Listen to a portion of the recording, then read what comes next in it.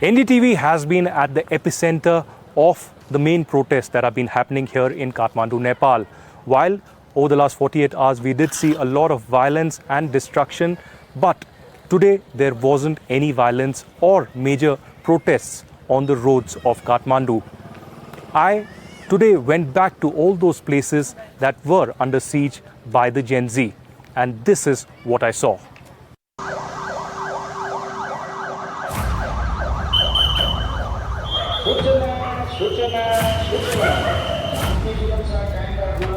NDTV has reached the residence of the Deputy Prime Minister of Nepal, Prakash Man Singh. He was a senior leader of the Nepali Congress as well. And you can see the kind of devastation that is happening at his residence at a very popular Tamil area of Kathmandu in Nepal. These are charred vehicles, multiple vehicles. I can spot, in fact, at least 4 to 5 vehicles that are completely charred and burnt here, parked in the compound of his residence here in Tamil of Kathmandu. We're being told that, day before yesterday, early morning at 3 a.m., he has already fled his Kathmandu home because he knew the circumstances are getting out of hand.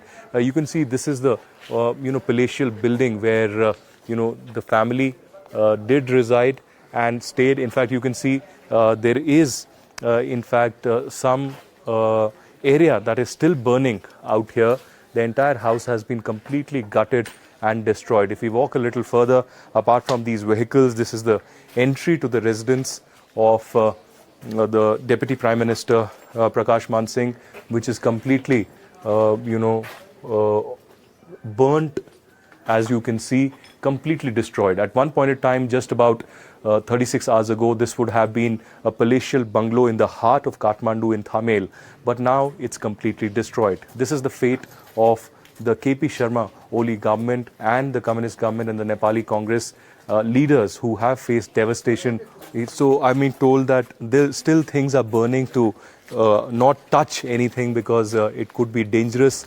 So you can see multiple vehicles completely charged, the compound completely burnt, and this is one such example of the devastation that has happened, not just in government buildings, the symbols of the power of KP Sharma Oli, but also several leaders, several ministers of different political parties here in Nepal. Nepal is seeing now a democratic transition. It has already seen over the last 3 days youth uprising. We've seen the Nepal Parliament building completely burned and charred, the Supreme Court, the Prime Minister's residence, and several other locations. The Deputy Prime Minister's residence here, where I'm standing, is completely devastated. Currently, the Deputy Prime Minister and his family members are at an unknown location, at a safe location.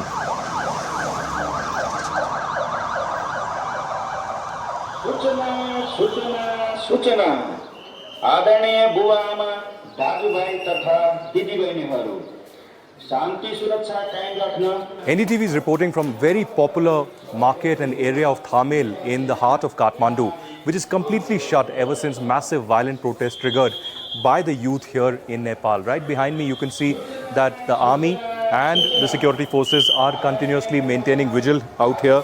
They're also requesting people to stay indoors because a curfew has been imposed by the security forces here in Nepal. Tourism industry has been impacted by what we have witnessed over the last 3 days. There's a transition of democracy that will happen. The Prime Minister has resigned. The army has taken control of the security situation. And here, the army personnel are requesting people to stay indoors, not stay out, and they are announcing that a curfew has been imposed completely.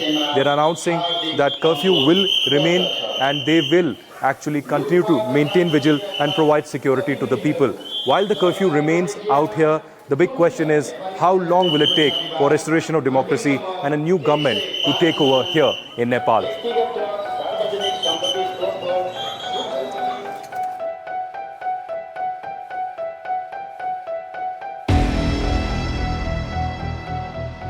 Even as the chaos continues on the streets of Nepal and the army slowly is taking control of the situation to normalize the situation, we have reached now the headquarters of the Health Ministry here in Nepal.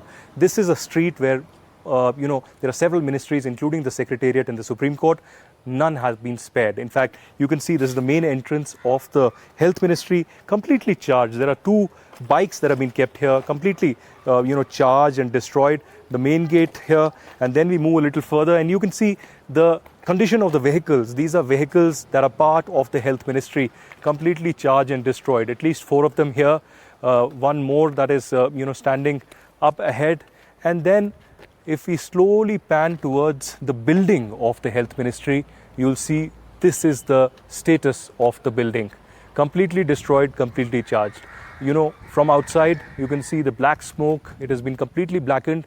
If I can, ask, Prem to show you that top floor where it's been 24 hours, but the fire is still raging, inside this particular building. Hence, we are not venturing inside to show you the glimpse of the destruction that has happened inside this particular building. But if we move a little further, apart from the vehicles that are completely, destroyed here, I'll ask, Prem to show you also these printers and computers that have kept here on the main road, the parking area, completely destroyed, nothing left really to see. Then there are these, printers and wires that are kept here, more CPUs that are lined up all here, completely destroyed. And very interestingly, since this is the health ministry, you can see a cover of a file that is kept here. It says record file of Save Life Foundation Nepal. Imagine NGO's file that has been kept here. There are records that would have been destroyed completely. A little further, there's a fridge which is kept here, destroyed. And then a little further, we walk inside. This is the main entrance of Nepal's health ministry. There are more, documents that are kept here.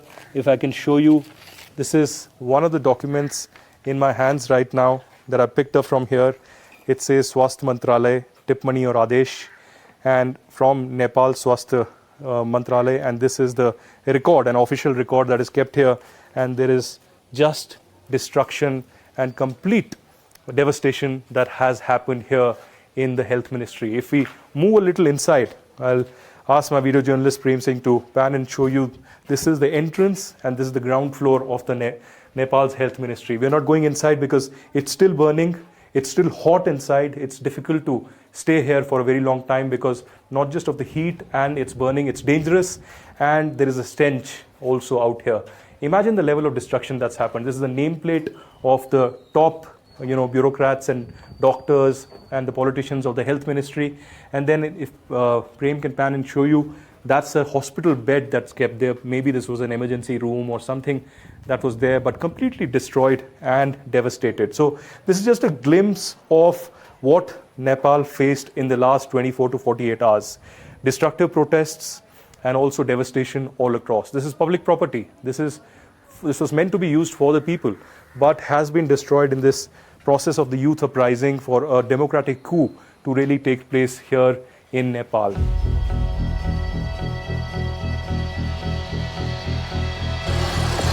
On your screens is the Nepal's traffic police headquarters here in Kathmandu. You can see the level of devastation that has happened, which engulfed this particular compound and this particular building as well. Not a single building, not a single vehicle has been spared here in the traffic police headquarters of the Nepal police. This is the building that you can see completely gutted. It has turned black. It was a white colored building, but is now completely a black building out here. And not much to see here because from inside as well, everything has been gutted. You could see perhaps some of the vehicles that have been destroyed. And I'll ask Prem to pan and show you this entire compound where several of these vehicles are completely destroyed and burnt in this youth uprising that happened yesterday, in which several of these buildings were destroyed. This particular stretch of road has very prominent and significantly important buildings, including the Secretariat of Nepal. And apart from that, the Supreme Court and the Health Ministry and the Attorney General's office also. These are the bikes, perhaps 50 to 60 bikes that have been kept here, were parked here in the parking compound of the Nepal's traffic police. But now you can see all these bikes have been destroyed completely. Imagine the level of destruction. Imagine the level of loss to the exchequer that has happened in this entire, compound that has been gutted really. Most of the vehicles that are used to, control traffic, to actually, make way for things on the roads, to maintain traffic, to maintain roads by the traffic police, completely destroyed here. This is one of the main buildings out here where the officers of the Nepal traffic police actually sit. And again, the same visual, the same destruction, the same stench in the air of devastation and destruction. It could take not months, but perhaps years for Nepal to recover from this kind of loss, from this kind of devastation that has been seen on the streets of Kathmandu, but also in several other districts.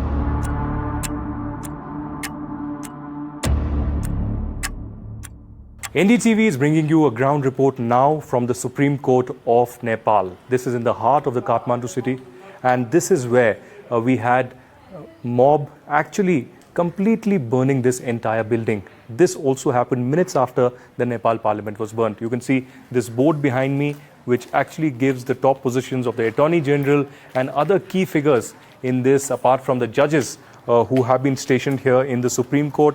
But imagine a Supreme Court of the country, apart from the parliament of a country, completely destroyed, becoming non-functional. You can see the level of the destruction that has happened. You know, all the glass panes completely destroyed. There are chairs that are gutted completely, and this entire building is completely non-functional. If I can ask my video journalist Prem to walk with me now. Now this is the reception area of this Supreme Court, completely destroyed, completely devastated. Let's move a little further. There are no lights here because, you know, from CCTVs to lights to all the devices are completely, destroyed here. This almost looks like, a ghost building right now because it is completely dysfunctional.